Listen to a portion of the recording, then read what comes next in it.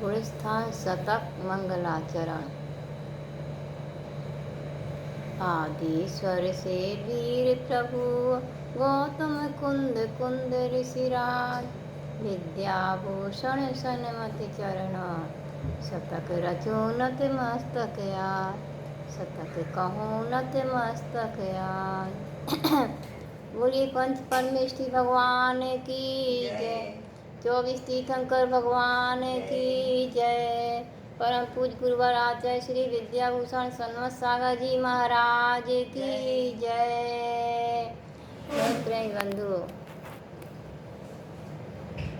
गुणस्थान शतक पर स्वाध्याय करते हुए समझ रहे हैं बंध व्यवस्था को। कर्मों का आत्मा के साथ बंध होता है, उसमें क्या विशेषता होती है। 8 कर्मों का बंध कर्मों का आत्मा के साथ में होता है। उनमें से 7 कर्मों का बंध तो प्रति समय होता रहता है, लेकिन आयु कर्म का बंध प्रति समय नहीं होता। आयु कर्म के बंध में विशेष व्यवस्था होती है। देव और नारकियों के आयु कर्म का बंध आयु के अंतिम में जब 6 महीने शेष रहते हैं तब होता है, और मनुष्य त्रयंचों के आयु कर्म का बंध अपनी आयु के त्रिभाग में होता है। त्रिभाग का अर्थ है कि जितनी आयु बंधी हुई, जितनी बुद्धिमान आयु है, उस आयु के 2 भाग निकल जाने पर एक भाग जब शेष रहता है उसे त्रिभाग कहते हैं। उस त्रिभाग में आयु बंध का अवसर आता है, और आयु बंध जीव के शुभाशुभ परिणामों के अनुसार, लेस्या भाव के अनुसार आयु कर्म का बंध होता है। आयु कर्म का बंध एक बार हो जाने के बाद फिर वह छूटता नहीं है, बदलता नहीं है। जिस आयु का बंध एक बार हो गया, उसी आयु के में नियम से जाना पड़ता है। इसलिए हम सभी को सावधान रहने की आवश्यकता है। हमारा त्रिभाग कब पड़ेगा ये हमको मालूम नहीं है, हमारी आयु कितनी है यह भी हमको मालूम नहीं है। तो हर समय यह सोच करके चलना है कि हो सकता है ये वर्तमान जो समय है ये हमारे आयु बंध का हो। तो संकलेश परिणामों से हमें अपना बचाव करना है, कसाय परिणामों से बचाव करना है, अशुभ लेस्याओं से हमें अपनी रक्षा करनी है, और निरंतर शुभ रूप प्रणाम करते हुए अपने भावों को अच्छा रखना है, ताकि खोटी आयु से हम बच सकें। नरक और त्रियंच में जाने वाले जो परिणाम है, ऐसे परिणामों से अपने आप को सुरक्षित रखना है। आगे कहते हैं कि भोग भूमि जो मनुष्य हैं और त्रियंच हैं, उनकी आयु बंध में क्या विशेषता है। भोग भूमि त्रियंच मनुज सब कल्प वृक्ष सुख पाते हैं, देवायु का बंध करें प्रथम युगल तक जाते हैं।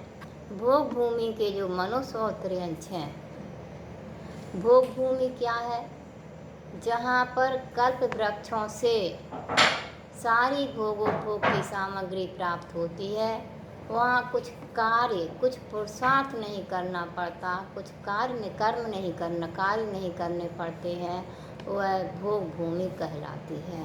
तो ऐसी भोग भूमि में मनुष्य और त्रियंच रहते हैं। मनुष्य त्रियंच वहाँ के कल्प वृक्षों से सुख की प्राप्ति करते रहते हैं। देवायु का, और एक नियम से देवायु का बंध करते हैं।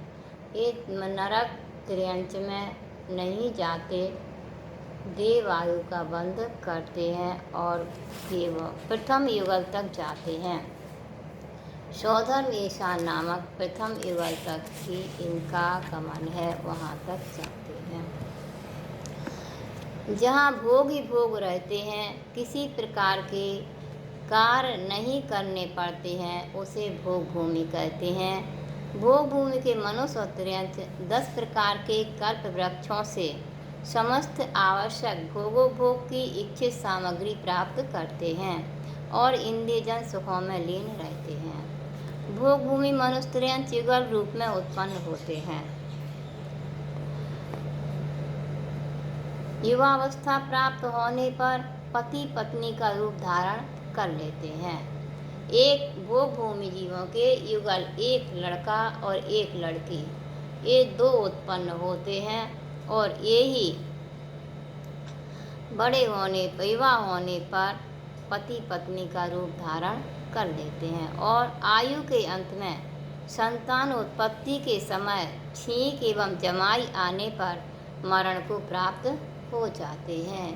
इनके अपने आप ही जब आयु का अंत आता है तो छींक और जमाई आती है और इनका मरण हो जाता है। ये अपनी संतान का मुख भी नहीं देख पाते हैं। जब संतान पैदा होती है जैसे ही तैसे ही माता पिता की मृत्यु हो जाती है।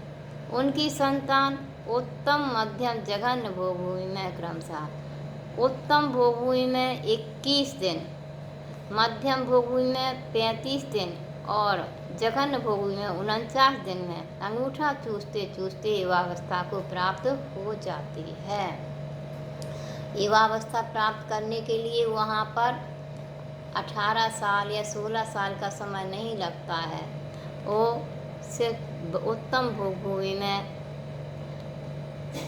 21 दिन में युवा हो जाते हैं, मध्यम भोगभूमि में 35 दिन में और जघन्य भोगभूमि में 49 दिन में। और वहाँ पर पालन करने वाला कोई नहीं रहता बच्चों का, अपना अंगूठा चूसते चूसते वह युवावस्था को प्राप्त हो जाते हैं।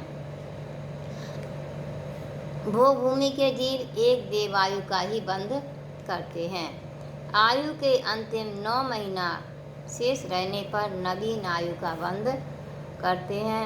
मिथ्यादृष्टि जीव भवनत्व की आयु का बंध करते हैं। मिथ्यादृष्टि जो भोग भूमि जीव होते हैं वह भवनत्रिक में जाते हैं, न भवनवासी व्यंतर और ज्योतिषी में उत्पन्न होते हैं। सम्यक दृष्टि भोग भूमि जीव सौधर्म ईशान कल्प की आयु का बंध करते हैं।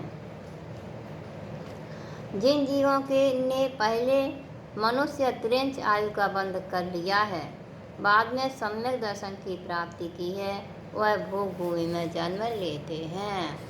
भोग भूमि में कौन से जीव जन्म लेते हैं, किस प्रकार से, किस कारण से लेते हैं, तो कहते हैं कि यदि किसी ने मनुष्य आयु का बंध कर लिया है या त्रियंच आयु का बंध कर लिया है और बाद में सम्यक दर्शन प्राप्त हो गया है, तो वह मनुष्य सम्यक दर्शन सहित जो मनुष्य आयु है वह जीव भोग भूमि में जन्म लेते हैं। क्योंकि कर्म भूमि के मनुष्य त्रियंच सम्यक दृष्टि जीव मनुष्य आयु का बंध नहीं करते हैं। सम्यक दृष्टि जीव होगा तो वह नियम से देवायु का ही बंध करेगा और मनुष्य आयु का बंध मिथ्या दृष्टि जीव मंद मिथ्या दृष्टि मंद कसाई मिथ्या दृष्टि जीव करते हैं।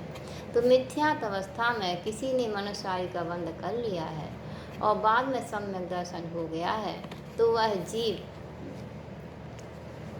भोग भूमि के मनुष्य त्रियंच होते हैं। दान के प्रभाव से भी भोग भूमि में जन्म होता है।